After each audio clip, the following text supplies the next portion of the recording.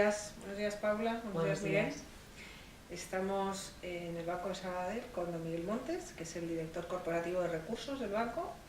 Y como es tradición en nuestras entrevistas, qué mejor que tú, Miguel, para presentarte a nuestros espectadores. Hola, yo soy Miguel Montes, soy director general en Banco Sabadell. Mis áreas de competencia y bajo mi responsabilidad incluyen recursos, además del desarrollo corporativo, la tecnología, las operaciones. Y llevo en esta posición desde el 2001, acumulando responsabilidades y viviendo el proceso de transformación de un banco regional en una entidad multinacional y con mucha satisfacción por haber sido capaz de participar en un proceso que ha pasado pues, de involucrar alrededor de 3.000 personas a más de 24.000 actualmente. Enhorabuena. Enhorabuena. En este contexto en el que hemos venido a charlar contigo, ya sabes que es el marco, ¿no?, de la transformación digital y el empleo. Entonces, la primera pregunta sería, ¿cuál es tu concepto de Miguel Montes sobre qué es la transformación digital, qué es la digitalización? Son un conjunto de elementos que aparecen, ¿no?, que nos permiten transformar los modelos que utilizamos en la producción de nuestro negocio. Lo resumimos con la digitalización. Básicamente se apoya mucho en el despliegue de capacidades tecnológicas, pero lo que de verdad cambia es el modelo de distribución, el modelo de servicio, cómo nosotros nos relacionamos, las organizaciones, con nuestros clientes, y algo incluso todavía más abierto, que es cómo esas relaciones pueden integrar cadenas de valor, productos distintos, o cómo nosotros nos podemos ver integrados en relaciones de otros, ¿no? Es decir, cambia el marco en el que se establecen las relaciones de negocio. Perdona, me lo estoy poniendo el teléfono en modo avión para que no vibre. Lo he puesto. Le voy a hacer una pregunta. Hace poco, ahora ya no sé, porque como estamos entrevistando a tanta gente, hemos estado con alguien que nos ha dicho, ¿cómo que estamos en la transformación digital? No, sí. Estamos en la era digital. Y partiendo de la base de que estamos ya en la era, ¿tú crees que estamos ya en la era digital? Yo creo que sí. Yo creo que hay muchas cosas que hemos integrado en nuestros usos, que como las hemos integrado con poca fricción, pues no son relevantes. Pero si hoy nos enseñasen cómo éramos nosotros mismos hace 10 años, no tantísimos, no solo 10 o 8 o 5 incluso, pues veríamos que nuestros comportamientos, las cosas que usamos, cómo hablamos, cómo distribuimos nuestro tiempo, qué elementos utilizamos para cosas en nuestra vida cotidiana, pues son muy distintos, ¿no? Y efectivamente todos podrían recibir ese adjetivo de digital. Me hace mucha gracia esto que comentas, porque precisamente yo creo que un proyecto como el nuestro hace 10 años, pues hubiera dicho todo el mundo que no. Déjame coger el hilo de este nuevo modelo, ¿no?, que tú hablabas. De cara a tu rol, como director general corporativo de una compañía tan importante como esta, ¿cómo te ha afectado a ti la digitalización? Bueno, sobre todo en las conversaciones, ¿no? He hablado de cosas muy distintas a las que hablaba. Y me ha afectado en la necesidad de aprender y de imaginar cosas que antes pues las dábamos por supuestas. Es decir, yo personalmente he tenido que intentar conceptualizar elementos del negocio que han sido un poco inamovibles, porque las distintas fases de mecanización o de utilización de tecnología no cambiaban realmente las posiciones en el negocio. Y en cambio ahora pues hablamos de cosas muy distintas en modelos muy distintos, y las relaciones que hemos hecho también son distintas. El tipo de conocimiento que utilizamos es distinto. Y el reto al que dedicas la mayor parte de tu tiempo, pues no es el mismo reto al que te dedicabas antes. Miguel, has hablado de posiciones, ¿no?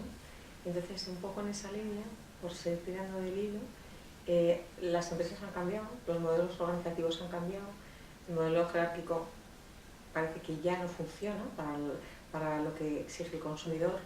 Entonces, desde ese punto de vista, nos gustaría que en estos últimos 5 años, también has hablado de tiempos, que yo creo que es muy que hablemos de tiempos, ¿qué tipo de puestos, en concreto en Banco Sabadell, tú has visto como responsable, como director general de toda la parte de organización, que se han transformado, qué tipo de puestos así que tienen la atención, o si quieres por áreas, recursos, marketing, un poco... Sí, que está llegando nuevo, que antes era impensable. Tal cual. Una aclaración es que nos hemos digitalizado mucho y estamos en la era digital y hay muchas cosas que ya son distintas, pero las organizaciones tienen mucha inercia y hay cosas que efectivamente hay muchas que han cambiado y otras que no han cambiado o incluso podríamos decir que resisten al cambio, ¿no? Pero para hablar de las, si queréis incluso de las dos, hay perfiles y habilidades y competencias y funciones totalmente nuevas. Hay responsables de marketing digital, hay analistas de datos, hay gente que está protegiendo los datos, protegiendo la seguridad en un entorno desasistido, hay gente trabajando en la marca que no es el mismo trabajo porque está trabajando en reputación, en generar atención y notoriedad en las redes sociales. Hay gente trabajando en diseño de experiencia de clientes, en notoriedad de la experiencia de clientes, en comparación de cómo el cliente nos percibe. Y bajo los mismos títulos, los oficios en algunos casos son muy distintos. Luego hay sitios donde la transformación no ha llegado tanto. Y no ha llegado tanto no porque, no quiero ser negativo al hablar sino porque tampoco podemos permitirnos fricción en el tránsito de los modelos que nosotros hemos utilizado, que en definitiva los utilizan nuestros clientes, hasta que esos procesos de adopción sean más sencillos. No es verdad que no podamos cambiar hasta que la oferta lo demande, porque la oferta nunca demanda nada, la oferta un día te abandona, ¿no? Porque alguien, mejor dicho, la demanda te abandona, el día que tienes que cambiar la oferta, y si no la cambias tú, pues alguien aparecerá. Pero sí es cierto que tampoco puedes friccionar con tus clientes haciéndoles hacer cosas pues, que están en contra de su apetencia natural. Eso, por ejemplo, en un negocio como el nuestro, que es de servicios, que es de confianza sobre un intangible, donde todo está basado en una relación que el cliente establece con tu banco, que en algunos casos incluso se materializa en la relación con una ubicación que es la oficina o con una persona que es su gestor o su director, pues ese modelo es muy difícil romperlo de golpe, ¿no? Y por lo tanto, pues nuestras estructuras todavía tienen esa vocación de dominio territorial, de organización del negocio alrededor de los medios que tenemos dispuestos en el territorio y de relación con los clientes. Y eso pues todavía no ha cambiado tanto. ¿Qué pasa?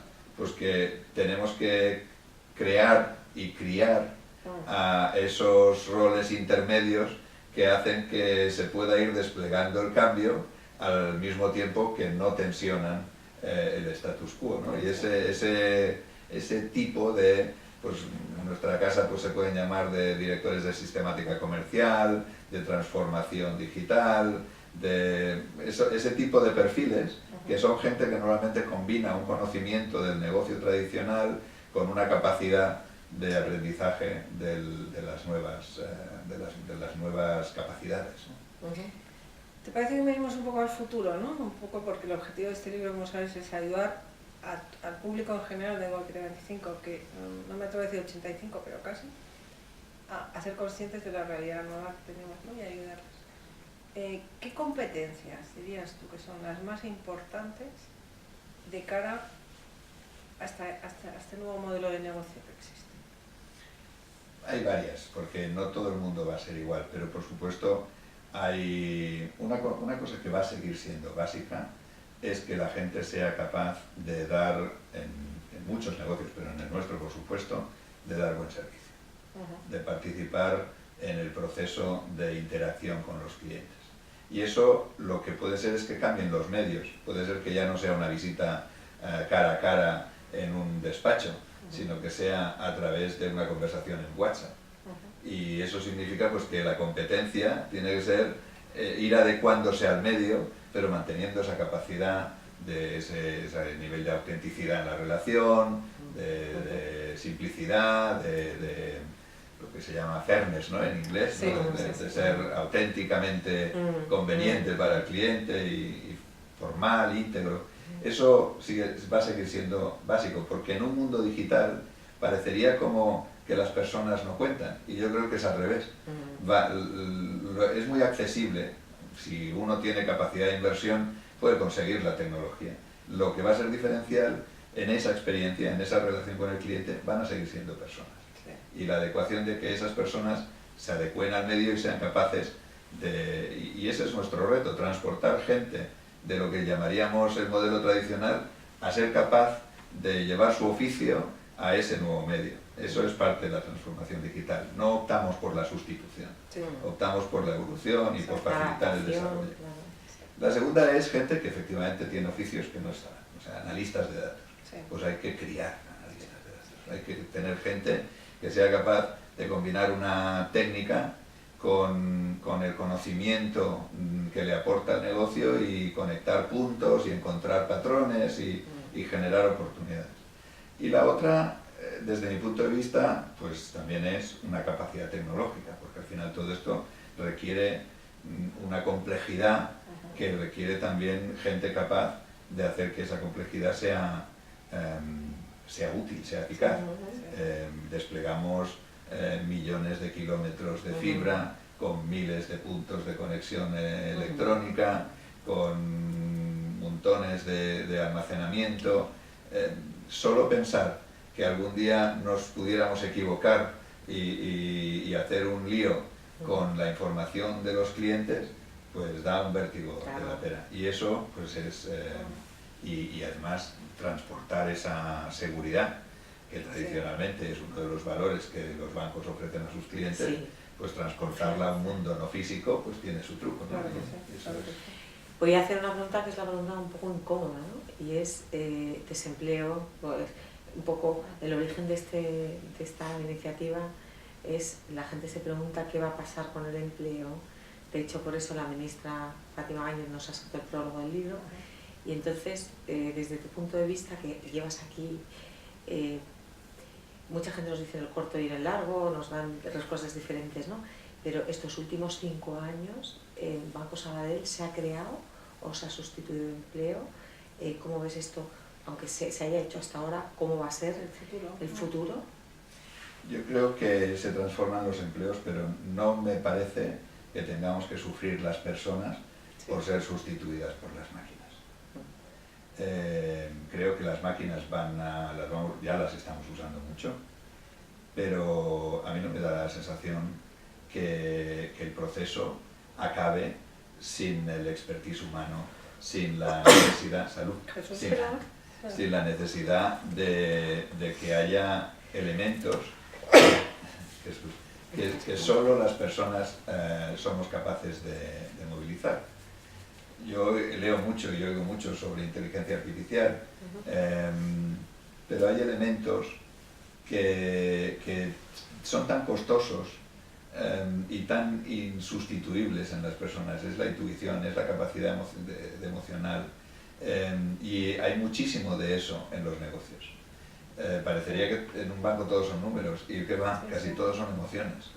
Y en ese sentido, a mí me da la sensación de que nuestros gestores de cuenta, nuestras personas en el diseño de productos, nuestros analistas de riesgos, no sufren por su empleo. No ha habido amortización de puestos por Pero lo que ha habido es, tradicionalmente la banca ha sido un mercado en consolidación, ¿no? Desde los años 70, y esa consolidación sí ha permitido establecer dotaciones más bajas en plantilla, pues porque se ha concentrado la red de oficinas. Exacto, te iba a preguntar por la red de oficinas, que también lo preguntamos en el Santander. Sí, en el Santander también. Nosotros todavía pensamos que nos faltan. Este año, por ejemplo, vamos a cerrar algunas y no vamos a abrir, pero por una cuestión de coyuntura. pero si le diésemos recursos al director de banca comercial, todavía abriría. ¿Por qué? Porque las oficinas tienen una cosa muy curiosa, las oficinas bancarias, y es que sostienen un rótulo. Y ese rótulo es muy importante para conseguir confianza de los clientes, porque el banco se materializa en la oficina. Y todavía es incuestionable que la cuota de mercado de un banco correlaciona con su cuota de oficinas. Nosotros, en los polígonos industriales, donde tenemos oficina, tenemos mucho más negocio que donde no la tenemos. Y os puedo asegurar que los directivos de las empresas de esos polígonos no van nunca a la oficina, pero siempre pasan por delante. Es muy interesante. Pasan por delante con su coche muy y ven que allí está el banco. Es muy interesante. Y saben que si algún día necesitan ir al banco, saben dónde está. Sí. ¿No? Miguel, a mí me gusta interesante mucho el lo has concepto dicho. que has lanzado antes de criar, ¿no? Entonces yo estaba pensando mientras lo decía, criar versus animar, ¿no? Y aquí te saco el tema de la educación. Sí. Cuando hablamos de educación, Paula y yo hablamos del colegio, hablamos de FP, que es el gran abandonado en España, y de la universidad, por supuesto. Entonces imagínate que mañana dejas tu puesto y te nombran ministro de Educación. Espero que no sea más que una hipótesis. ¿Qué harías? ¿Qué sugerencia podemos dar al gobierno en este caso? Bueno, lo primero... Tienes hijos, ¿no? Tengo, iba a decir tengo muchos. ¿Te ha salido del alma lo de muchos? No, quiero decir, pero con orgullo. Creía que como Claro bien. que sí. Cuatro. Ah, muy bien, si tienes muchos. Sí. No, y muy afortunado, gracias a Dios. No, lo primero sería reconocer que es un papelón y muy difícil, porque la educación efectivamente es una palanca imprescindible para el futuro, pero la problemática también es muy compleja. Desde mi punto de vista, lo primero sería introducir más habilidades, más competencias y menos conocimientos, ¿no? Memoria y todas esas cosas. Sí. Yo tengo la experiencia, la pequeña nos ha acompañado recientemente. La pequeña, perdona, ¿qué edad? 14. Ah, claro, como la mía, 14. Nos ha acompañado recientemente porque hemos estado un tiempo desplazados en Gran Bretaña. Y estuvo en una escuela más bien de orientación al currículum americano. Y además, claro, como ella pues tenía que avanzarse en sus capacidades en el idioma y eso, pues su currículum estaba un poco adaptado. Pero en general tenía mucha más orientación a hacerles competentes que en hacerles sabios, ¿no? Sí, absolutamente. Y a mí competente versus sabios. Te voy a parar porque me parece que está muy bien esta distinción. Competente versus sabio, claro. Bueno, sabio no es una mala cosa. No, pero sí. Esos conocimientos que yo creo que, hombre, yo he tenido una educación tradicional y me sé fechas que están muy bien para los crucigramas, pero no sé si para las cosas. La batalla de tal. Qué bueno. Pero en cualquier caso, lo que sí sé es que, o sí me parece, que ayudar a programar, hacer que la gente sepa hacer prototipos. En San Francisco uno ve unos espacios donde la gente que tiene una idea no va con la idea a ningún sitio, va con el prototipo. Y él se ha tirado horas allí con una impresora 3D y una sierra y unas capas de pintura. Y eso, no digo yo que todo el mundo tenga que pasar por ese tipo de currículum, pero es, desde mi punto de vista, imprescindible, porque realmente la tecnología hace que eso sea muy asequible y eso genera unas capacidades, una dinámica, una aproximación a la responsabilidad sobre el desarrollo de uno mismo. Y ese yo creo que sería el mejor cambio, ¿no? Conseguir que la gente no espere que la vida, que le monten la vida, sino que la gente tenga capacidades para decidir qué vida quieren hacer. Has hablado antes de que hay cosas muy interesantes. Nos gustaría que nos pudieras compartir el título de algún contenido, alguna lectura. Has dicho que lees mucho sobre inteligencia artificial. Leo mucho en general. Sí, pero igual no esto, ¿no? Pero sí que nos interesa, porque además un apartado del libro, que ya sabes que esto es un videolibro, va a ser de recomendaciones de todos los que estáis hablando, nos da igual que nos digas una película que te llama la atención, un libro que te llama la atención, sobre innovación, digitalización, cambio de era, una serie, no sé.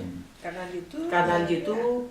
Ahí se me ocurren algunas cosas. Una es, hay creo que es sociólogo, un profesor de la Universidad de Duke que se llama Aireli, Dan Aireli, que tiene un libro muy interesante sobre lo que nos motiva. Se llama Las trampas del deseo. Y me parece muy oportuno, y lo estoy leyendo mucho ahora, lo he vuelto a releer desde la función esta de recursos, porque me parece que efectivamente es muy importante para que la gente se enfrente a los retos. Hay cosas mucho más importantes que los incentivos explícitos, ¿no? Y el palo y la zanahoria pues tienen un recorrido muy limitado.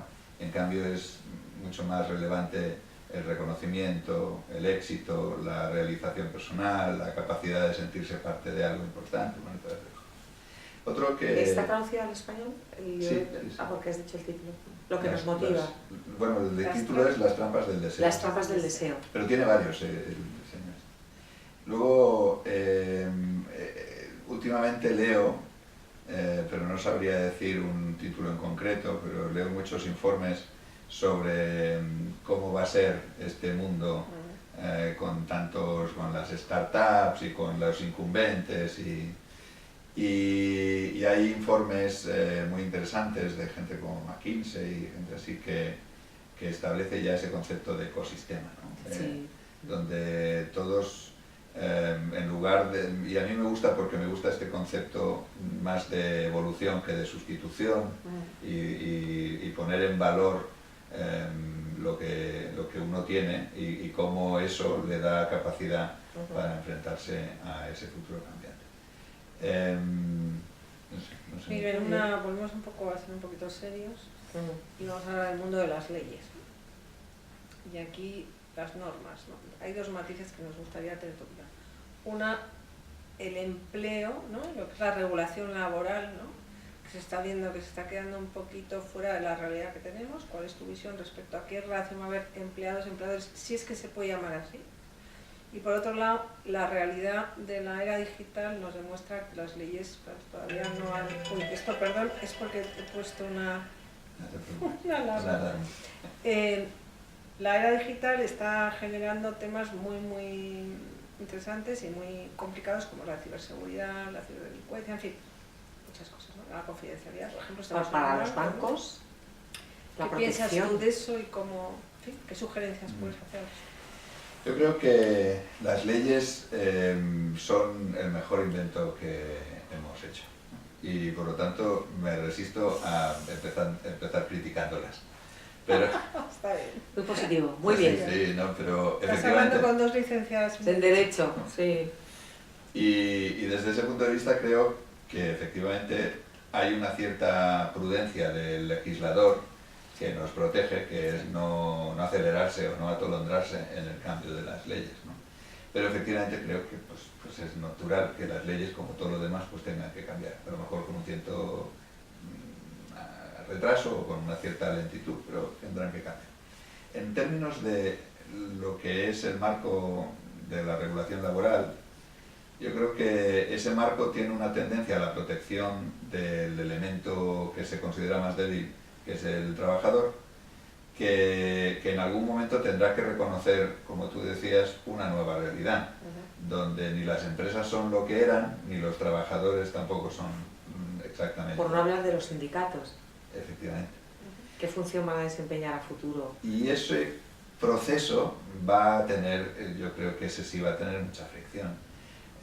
Hoy hay una tendencia a que esa protección cubra a los protegidos y en cambio genera mucha discriminación con los que no consiguen entrar en ese paraíso, para entendernos. Bueno, llamarle paraíso puede ser criticable, pero al menos en ese entorno de garantías que tienen los empleados antiguos, ¿no? Sí. Tradicionales. Tradicionales. Y eso yo creo que es un problemón, porque eso no puede ir bien, eso no podemos mantener una estructura y tener a una gran parte de la población, cada vez mayor seguramente, fuera de la estructura. La otra es cómo hay que hacer eso, porque si solo es por una pérdida de derechos, pues entonces tampoco nos sirve mucho. Y ahí también tendremos desde las empresas que ser generosos a la hora de entender cómo se tiene que hacer ese nuevo marco. No puede ser que todo se traduzca en una relación libre y con niveles muy distintos de protección para todos los intervinientes.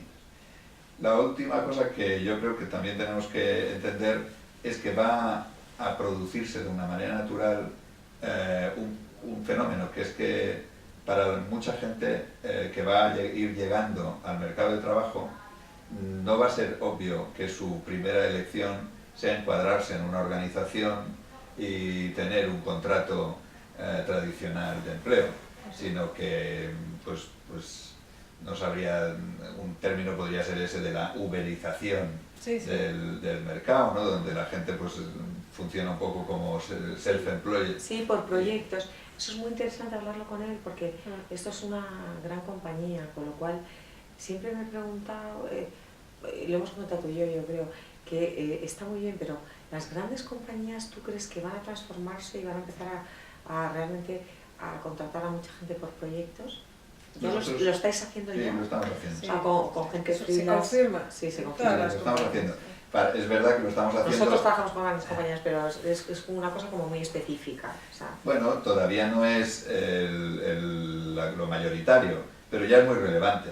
Tenemos gente así en innovación, tenemos gente así en diseño, tenemos gente así en proyectos, en el despliegue de tecnología, en recursos humanos. En recursos también. Y eso, pues al final ya se va formando ese ecosistema en el que además no pides exclusividad, porque justo lo que te viene bien es que no la tenga, ¿no? Pero sí es cierto que mayoritariamente las posiciones con una responsabilidad corporativa pues todavía genera un cierto vértigo romper eso. Pero va a ir pasando, porque tenemos ya incluso gente con mucho expertise, muy senior, que ha abandonado la casa, se ha convertido en profesional liberal y que les llamamos para operaciones concretas porque es la persona que tiene que más sabe de eso. Bien, por acabar, no te robamos más tiempo, pero sí, ¿qué mensaje te gustaría dejar al público que quizás no te hayamos preguntado? Seguro que se nos escapa un montón de cosas, pero ¿qué te gustaría, no sé, aportar al final? A mí, sobre todo, optimismo. Me parece que esto va para mejor. Y siempre huyo de la digitalización o de todo lo que tenga que ver con esto del cambio, huyo de que se asocie como amenaza. Me parece que pues, efectivamente genera oportunidades, tenemos...